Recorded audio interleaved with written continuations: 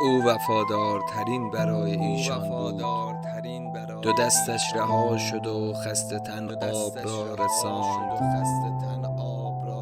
حیات روزنه امیدی است برای رسیدن به مقام جاودانگی.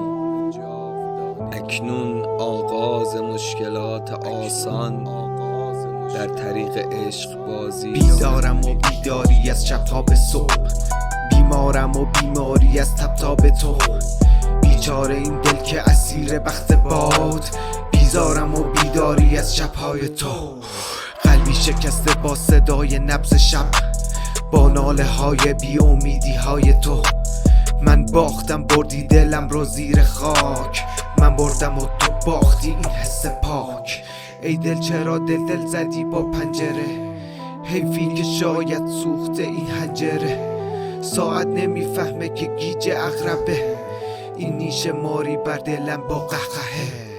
بغضم به قصه گفتن باران به یاد، یک گنج از این کوه غم آمد به یاد.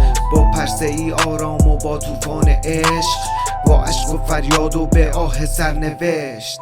یک مشت بسته با جوابی بی دلیل، یلای ماه و نور و کوچه بی کفیل. آمد خوش آمد جان به لبهای کبود، چشمای کوری رو به چشم تو.